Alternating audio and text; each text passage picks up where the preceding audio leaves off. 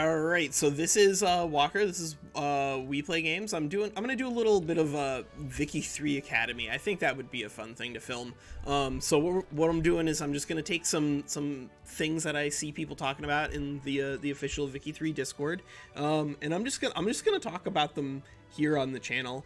A really interesting thing came up today, which is about tax capacity, which I think is a good thing to talk about, just so that we can talk about more broadly the government administration building. I think this is a really interesting building, and I'd like to talk about it, so that way everyone has a better idea of how to pin it.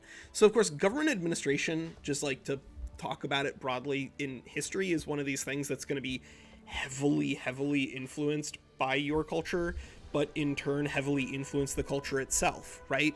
If it's common in your culture for your government bureaucrats to be members of clergy, because they happen to, in most cultures, be predisposed towards literacy, and that's helpful when you're being a clerk, then that's going to indirectly empower the religious faction in your country, right? If you're using the religious infrastructure in your government infrastructure, the religious infrastructure is going to get stronger. And that's exactly what we see here, right? So methods of production for your government administration have cascading implications for your culture and your development. So at the beginning of the game, you may have the option to play with either administrative clergy or secular administration, and depending on which interest group you want to be empowering, switching those around might be very useful. Similarly, professional bureaucrats removing aristocrats, this is actually almost always useful. This is one of these substitutions that is like kind of inarguably good. You only want aristocrats in your government administration if you have to have them there. Once you can remove them, do so. And then of course there's these other methods of production which are a lot more complicated, that have some really interesting back-end parts to them. So here we see filing cabinets. We don't actually increase any employment at all by moving to a standardized filing system, right? Look at that. It's just this employs more pops, right? Because we have clerks, we have lots of people actually like legitimately working on keeping government files and administering in specific provinces. But now we have a complex ordering system. But the complex ordering system only requires more input goods. It doesn't require any pops.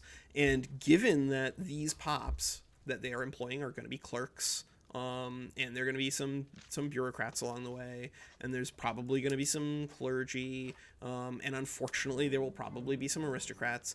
These are expensive pops, right? Pops that come with a fairly high wage, and it's a wage that has to be paid by you directly out of the government. So government administration also comes with this little tax capacity bonus. Tax capacity, what is it supposed to do? Increase or decrease the amount of taxation capacity in states. And then we'll do a little nested tooltip again. What is tax capacity? It allows the efficient taxation of 10k pops. If the population of a state outgrows its, then the tax will be reduced. What does that mean? It means exactly what it says, that efficient taxation is going to drop off if you don't have enough tax capacity. And so a lot of these states here, Shikoku is pretty close to being fully taxed. They're doing pretty well in terms of their tax capacity being met. How much does that matter? So we're going to go into the budgets. We're going to go over here, click taxes, and sort it. Shikoku, despite having fairly close tax capacity, is still way behind everybody else. Kansai, that has the highest tax capacity problem in the game for us as Japan. So like obviously you should try to fix the tax capacity problems here, right? If we just go in here and we build some government administrations, and I think I remember to turn fast build on, we're gonna build some government administrations and just see what happens to our money, right? This is the most important thing right here. This is the capital. That's where most of the taxes are coming from. Let's see if we build. We have 39 infrastructure. All right. We don't want to explode the price of paper, though, because that would also drastically change stuff.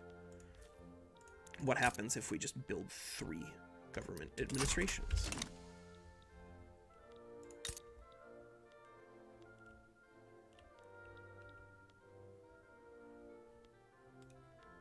And then we ponder for a minute. Did I remember fast build? No, I disabled fast build. Good. Excellent. Excellent. High quality footage right there. All right, so we've built them, and now we've seen our tax revenue. It's